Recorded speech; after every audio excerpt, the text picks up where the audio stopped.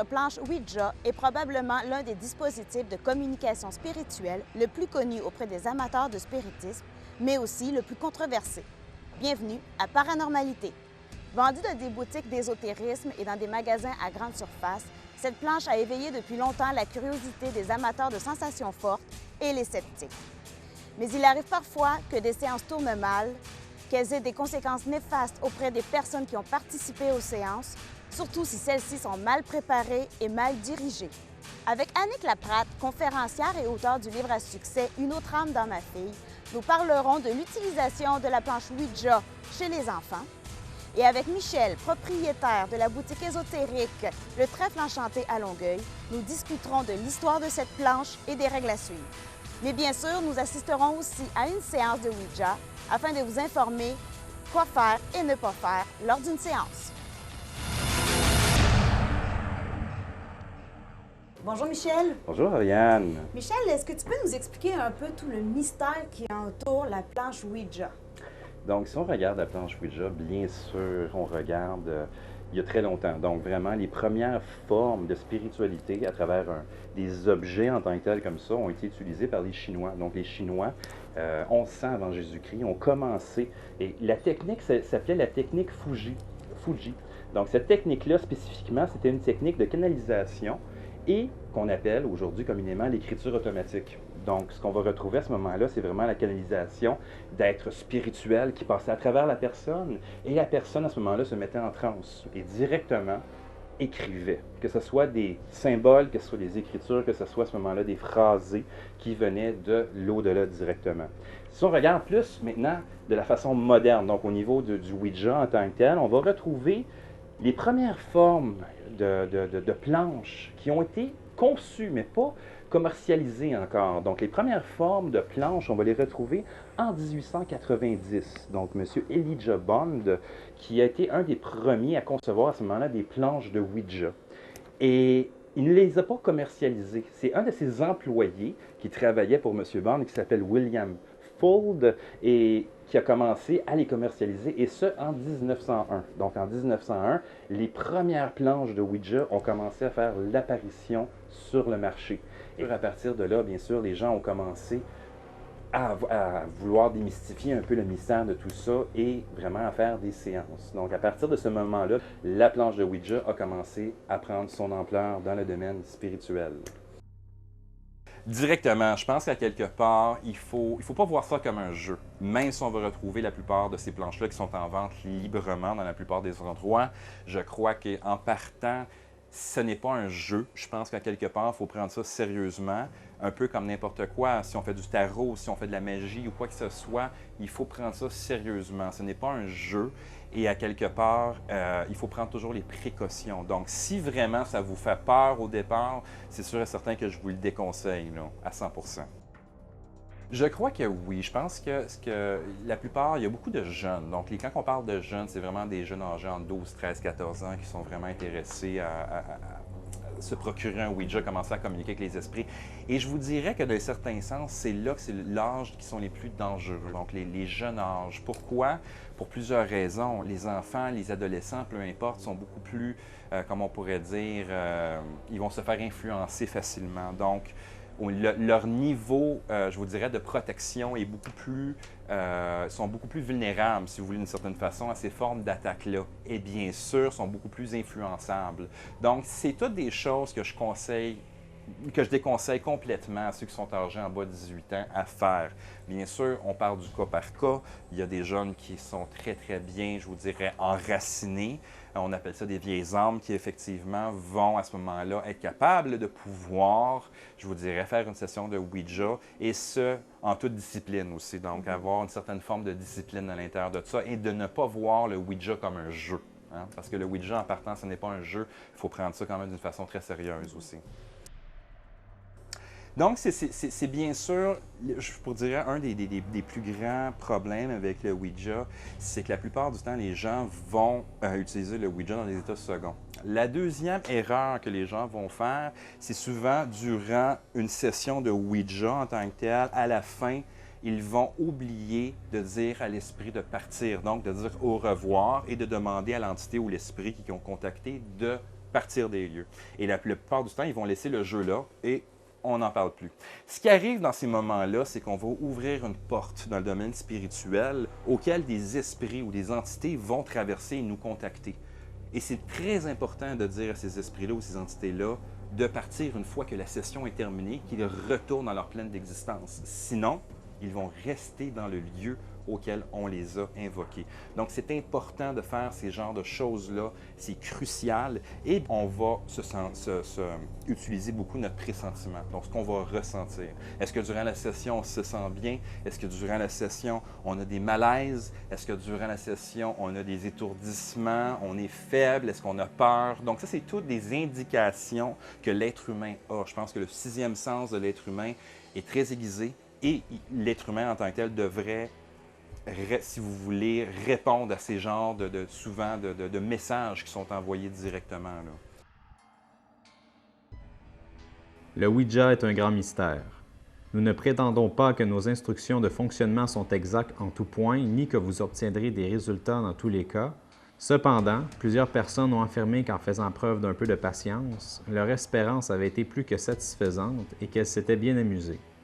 Si Ouija refuse de répondre à une question quelconque, ou si vous obtenez une réponse inexacte, n'oubliez pas que Ouija a un petit côté humoristique. Qu'on se le tienne pour dit, la planche Ouija n'a rien d'un jeu, et encore moins d'un jeu de rôle. Faire appel aux esprits de quelque façon que ce soit n'est pas une partie de plaisir.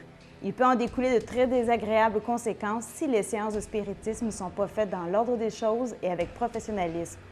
Ouija est en fait un outil de communication fabriqué pour les séances de spiritisme et ne devrait pas être vu autrement. Mais d'où vient le mot Ouija?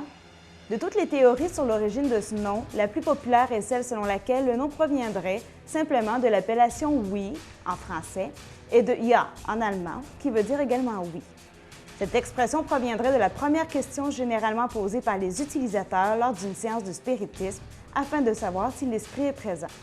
Les opinions sur le Ouija varient d'une personne à l'autre. Cependant, n'importe qui s'étant un tant soit peu intéressé au spiritisme semblera convaincu que les planches spirites fonctionnent bel et bien, et avec raison, puisque la seule limite du Ouija est celle de ses utilisateurs.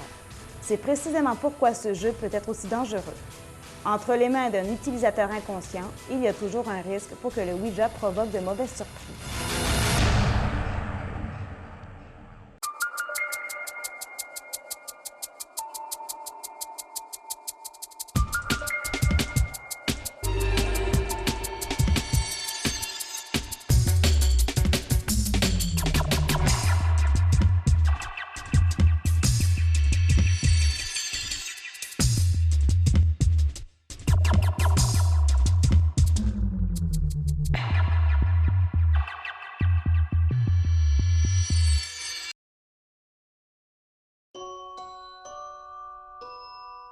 Madame Laprade, pouvez-vous nous résumer votre parcours et comment est-ce que vous en êtes venue à écrire votre premier livre à succès, Une autre âme dans ma fille?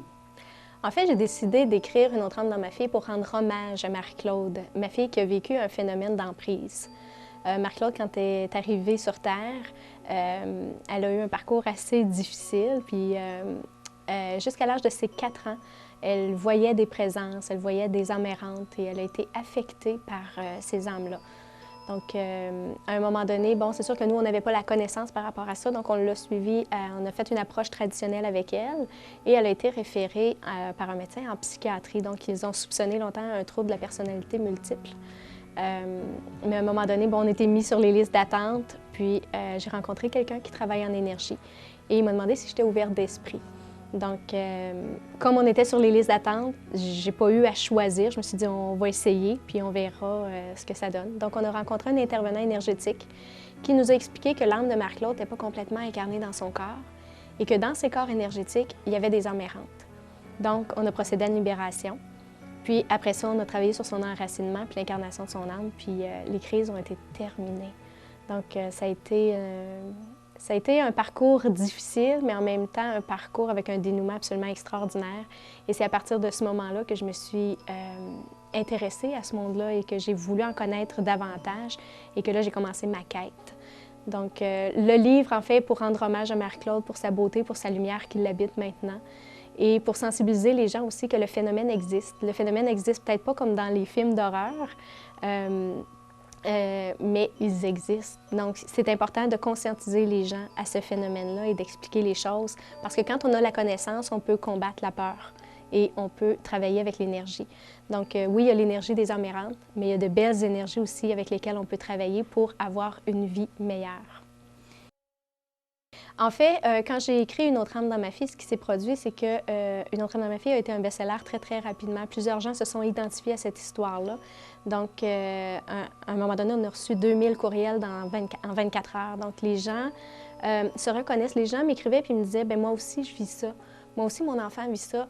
Ou bien, j'ai des âmes errantes chez nous. Qu'est-ce que je fais? Qu'est-ce qu'on doit faire? Les gens avaient besoin d'aide. Les gens avaient besoin d'en parler. C'est un sujet tabou. Et là, ils pouvaient en parler plus ouvertement sans être jugés par moi. Donc, et là, je me suis dit, il faut aider ces gens-là. Et j'ai décidé à ce moment-là de faire le tour du Québec et de rencontrer plusieurs médiums. J'ai travaillé avec des médiums du Québec, de l'Europe, de la France. J'ai travaillé avec des médecins aussi pour démystifier le phénomène.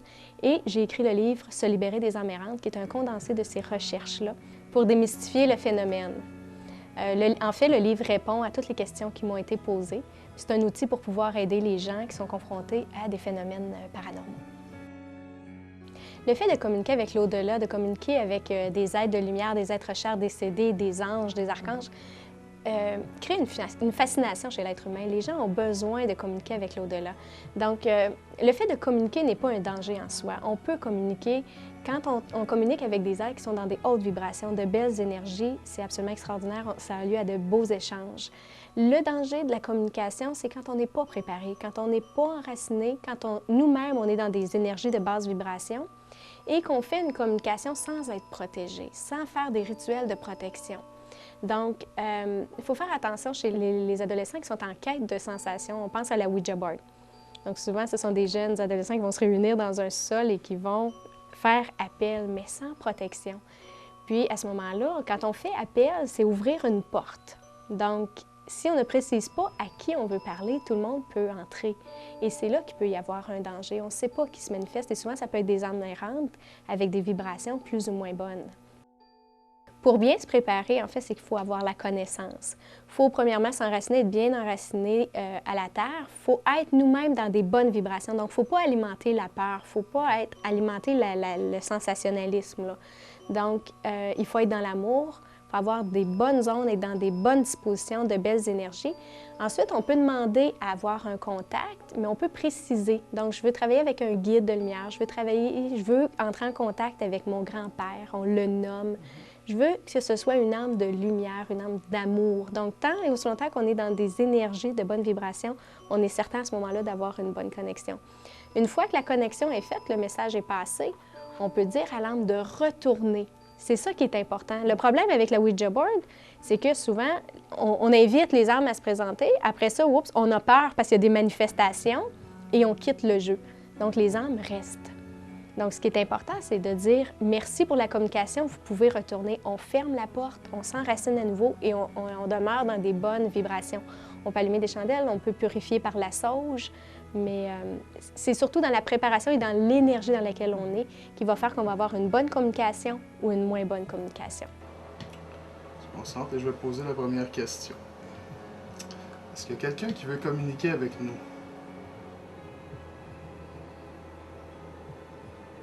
Est-ce qu'il y a quelqu'un qui veut communiquer avec nous?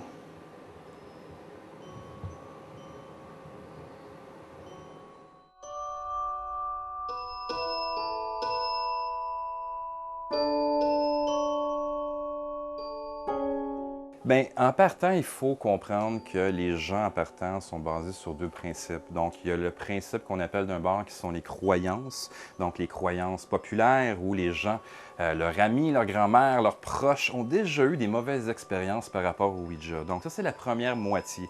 L'autre moitié, c'est vraiment le facteur hollywoodien où les gens définitivement regardent, que ce soit des films, des émissions, et Hollywood a tendance un peu à mettre ça spectaculaire, vraiment d'une façon très horrifiante pour, à ce moment-là, horrifier le principe de la chose en tant que tel. Donc, ce qu'il faut comprendre, que dans le principe du Ouija, il faut avoir des précautions, donc faire attention un peu dans comme la façon qu'on va l'utiliser. Et bien sûr, il y a des préliminaires à mettre en place aussi par rapport à ça, là. Donc, au niveau des préliminaires, bien sûr, il faut prendre en considération qu'avant une séance de Ouija, il faut être dans un état. Quand je dis un état, donc bien sûr, on va parler d'un état qui est positif. Donc, s'abstenir, les gens qui voudraient à ce moment-là faire du Ouija dans des états seconds, donc sous l'effet de la boisson, etc., c'est pas conseillé en partant parce que l'effet directement va nous emmener des effets négatifs. Donc, vraiment, faire ça dans un état qui est neutre et bien sûr avoir un esprit positif. Quand on va le faire, ça va être une des premières étapes à faire. Donc, la deuxième étape, c'est au niveau de ce qu'on appelle la purification des lieux, qui est la fumigation. Et on va à ce moment-là purifier l'atmosphère, on va rééquilibrer le niveau des énergies et on va bénir l'endroit ou sanctifier l'endroit dans lequel on va se retrouver. J'ai emmené avec moi quelques petites résines différentes, un peu pour vous montrer le principe. En premier lieu, on va retrouver la sauge blanche. Donc la sauge blanche qui est la plus populaire de tous, qu'on va retrouver un peu à gauche et à droite et que les gens vont utiliser le plus souvent possible. Donc la sauge blanche est quand même très bien, les gens vont l'utiliser d'une façon assez constante. On retrouve ça plus dans la tradition amérindienne ou chamanique à ce moment-là. Et je vous dirais que la sauge blanche, quand même, est très bonne à utiliser avant la cérémonie. La deuxième résine, donc c'est une résine qui provient d'un arbre. Cette résine-là est millénaire, c'est le Liban. Donc le Liban a toujours été utilisé pour bénir, sanctifier des endroits, énormément utilisé dans les lieux sacrés, donc aussi bien les temples que les églises, etc. On va retrouver le Liban pour des formes de purification, pour bénir et sanctifier les lieux dans lesquels on se retrouve et pour consécraliser la pièce dans laquelle on va faire le travail énergétique. Donc ça, c'est plus au niveau de la bénédiction et de la sanctification qu'on va utiliser le Liban. La troisième résine, c'est le sang de dragon. Donc le sang de dragon qui est une des plus populaires qu'on va retrouver, mais qui est un peu difficile à trouver. Donc, bien sûr, à la boutique, ici, on en a. Au niveau du sang de dragon, on va retrouver à ce moment les propriétés qui sont de purifier, exorciser un endroit, mais aussi, en troisième lieu, on va l'utiliser pour protéger un endroit. Et en dernier lieu, on va retrouver l'eau bénite ou l'eau consacrée, l'eau sanctifiée. Et ça, c'est une autre méthode aussi de purifier son environnement dans lequel on va prendre le petit flacon et on va juste, à ce moment-là, asperger directement le sol dans lequel la pièce, la séance dans la pièce va se faire.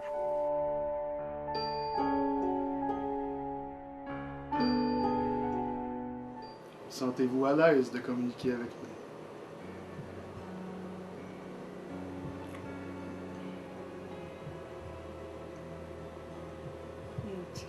nous? Ouais. Êtes-vous un homme qui a essayé de communiquer avec nous? Oui. Vous n'êtes pas une femme. Je pense que la prière a toujours été la forme, je vous dirais, de protection et de bénédiction la plus puissante qu'on peut retrouver. Et bien sûr, au niveau de la prière en tant que telle, moi, je la conseille à 100%. Donc, qu'on en aille des résines, qu'on n'en aille pas, ça va être important à ce moment-là de faire une prière. Et peu importe le niveau de vos croyances, à ce moment-là, ça peut être faire une prière à un ange, un archange, faire une prière, peu importe, à un dieu ou une déesse. C'est toujours important à ce moment-là d'avoir la foi quand on fait cette prière-là et bien sûr d'avoir une connexion très forte avec l'être qu'on veut à ce moment-là prier et obtenir la protection directement. Le phénomène de la planche Ouija a été utilisé à maintes reprises dans la littérature, au cinéma et à la télévision. Le livre Le Fléau de Stephen King, les films Apparence, Slaughter Night, Activité paranormale et les séries télévisées telles que Charmed et Supernatural n'en sont que quelques exemples. En 1986, le film d'horreur Ouija, dont le titre original est Witchboard, sort sur les écrans de cinéma. Le film raconte l'histoire d'un groupe de jeunes qui essaient de contacter un esprit qu'ils connaissent, mais en fait, ce sera un mauvais esprit qui prendra sa place. En dépit des avertissements du propriétaire de la planche Ouija, une des jeunes filles décide de la réutiliser toute seule. Son aventure tournera au désastre quand l'esprit maléfique prendra possession de son corps, puisque son but ultime est de revenir sur Terre. Un prochain film Ouija sortira aux États-Unis le 12 novembre 2012 et sera présenté par les studios Universal Pictures et produit par Brad Fowler.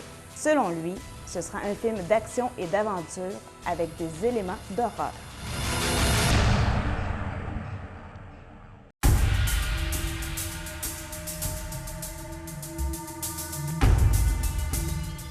Paranormalité vous offre des références sur plusieurs thèmes insolites.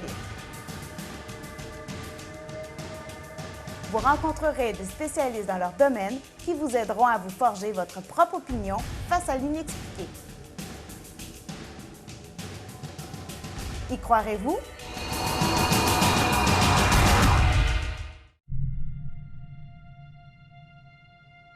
Bien, en fait, quelqu'un qui n'est pas bien préparé et qui a écouté des films d'horreur et qui veut juste vivre un beau trip, puis là, d'invoquer des esprits, souvent, il est dans des énergies de sensations, de l'adrénaline est au maximum.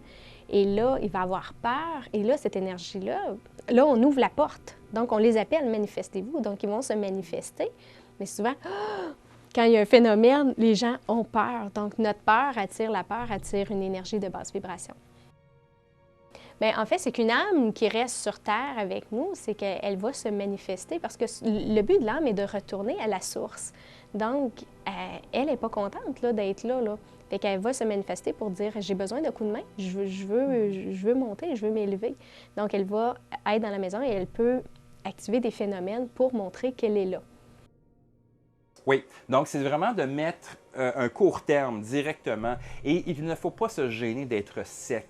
Donc, je pense que la plupart des gens ont tendance à avoir peur. Et ça, c'est normal. Ça fait partie de la nature humaine d'avoir peur de ce qu'on ne connaît pas en réalité. Mais d'être sec, d'être déterminé, plus on est sec, plus on est déterminé, plus on va vraiment parler directement à l'entité et la commander de partir, et plus elle va être à notre écoute. Donc, vraiment, c'est important d'avoir le tact et la détermination quand on va directement commander l'entité de partir des lieux directement. De faire un bon nettoyage, donc un bon nettoyage énergétique de la maison, mais un bon nettoyage aussi des corps énergétiques de la personne. Donc, on peut faire appel à des intervenants énergétiques, des bons médiums, effectivement, pour nous aider, mais aussi d'avoir le courage de faire le pas, de prendre un bon bain de positivisme, de faire des choses qui nous font du bien pour augmenter notre taux vibratoire. Parce que si on augmente nos énergies, quand je parle d'augmenter nos énergies, c'est de vibrer à un plus beau taux. Ça veut dire dans le pardon, dans l'amour, dans le rire, dans la joie. Si on est là-dedans, notre taux vibratoire augmente et ce n'est pas le taux vibratoire des âmes errantes. Donc, on va créer une incompatibilité. Okay. Ce qui fait qu'à ce moment-là, l'âme errante va quitter parce que ça ne lui correspond pas. Okay. Donc, il faut faire soit appel à un intervenant ou bien faire le pas pour reprendre sa vie en main pour augmenter nos énergies. Il faut être conscient, il faut avoir la connaissance, il faut être bien disposé pour pouvoir établir un beau contact. Mais quand on est dans des belles énergies, les contacts sont absolument extraordinaires. Il faut juste faire attention à la procédure et les outils qu'on utilise, que ce soit la Ouija board, que ce soit le pendule, des cartes ou des rituels de magie blanche. L'important, c'est d'être bien centré, bien préparé.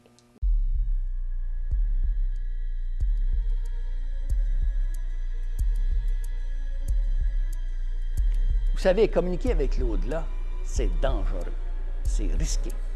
Je m'en vais vous le montrer. Parce qu'il m'est arrivé une aventure quand j'étais jeune qui m'a bien fait voir à quel point, quand on communique avec les entités, c'est dangereux. Dans ce temps-là, j'étais sur un chantier sur la Gatineau. C'était le jour de l'an. Baptiste vient me voir et il me dit « Pierre, ça te tente-tu de venir à la Valtrie, aller voir nos blondes? » Moi, j'y réponds « Voyons, la Valtrie, c'est à 400 000 d'ici.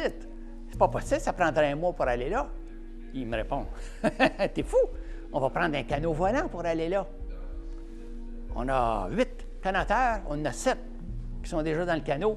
Tu vas être le 8e. Je sors dehors, il y avait déjà 7 canoteurs. J'embarque dans le canot, je suis le 8e. Baptiste dit à ce moment-là, répétez avec moi, à voix forte. « Satan, roi des enfers, on te promet de te donner nos âmes si tu nous fais voyager à travers les airs dans ton canot et on garantit qu'on ne prononcera pas le nom de Dieu puis qu'on ne touchera pas à une croix pendant le voyage. À cette condition-là, tu nous fais voyager puis revenir ici demain matin à 6 heures. Acabri, Acabra, Acabram, fais-nous voyager par-dessus les montagnes. Le canot part à toute vitesse.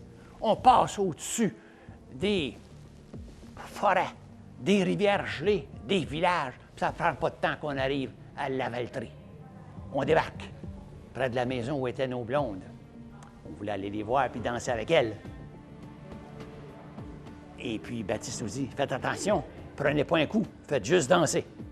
On rentre dans la maison, commence à danser, on a du fun, on gigue, on fait toutes sortes de belles danses. Mais au bout de 2 heures, il faut repartir, évidemment. revenir à sa Gatineau. Ça fait qu'on sort dehors. On se rend compte à ce moment-là que Baptiste était complètement sous. Le boyen de Baptiste, il avait bu toute la soirée. Puis c'était dangereux, c'est lui qui dirigeait le canot. On monte dans le canot. À Cabri, à Cabra, à Cabram, fais-nous voyager par-dessus les montagnes. Le canot part à toute vitesse, mais il allait de travers. Le boyen de Baptiste était complètement sous. Des fois, il s'endormait. Et puis, des fois, il commençait à jurer. Finalement, on arrive à la Gatineau. Il restait bien qu'un petit quart de mille jusqu'au camp. Et puis là, mon Baptiste, il se lève dans le canot, debout, puis il lâche un blasphème. Le canot arrête de voler, tombe en bas sur le sol. Nous autres, on revole dans un arbre, d'une branche à l'autre. On se retrouve au sol. Bien, je me suis réveillé le lendemain à 8 heures dans un lit, plein d'éraflures. Il n'a rien arrivé. Je n'avais pas été emporté par le diable, puis mes compagnons non plus. Tout ça pour dire, mes amis, que faites bien attention. Il ne faut jamais invoquer l'au-delà, puis surtout pas le diable, c'est le pire. Les planches spirituelles fonctionnent bel et bien, mais doivent être utilisées de façon convenable. Pour cela, il est fortement recommandé de faire appel à des experts avant même d'acheter une planche Ouija, afin de confirmer si vous êtes réellement prêt à les utiliser et si vous êtes bien informé des conséquences. Vous trouverez sur notre site Internet les coordonnées de plusieurs boutiques ésotériques en Montérégie. Sur ce, je vous souhaite une bonne fin de journée et vous dis à la semaine prochaine. Au revoir! Qu'est-ce que c'est que ces phénomènes paranormaux? C'est un ensemble d'événements hétéroclites qui n'ont souvent aucun lien entre eux, mais que leur seul dénominateur commun, c'est d'être inexpliqués ou d'inexplicables. Lorsque l'on parle de phénomènes paranormaux, ce qu'il faut bien comprendre, c'est qu'on a une sorte de tendance à voir, on a comme un besoin que ces phénomènes-là soient cautionnés par la science. Mais la science n'est pas le seul tamis par lequel l'ensemble des phénomènes qui gèrent notre vie sont passés au crible.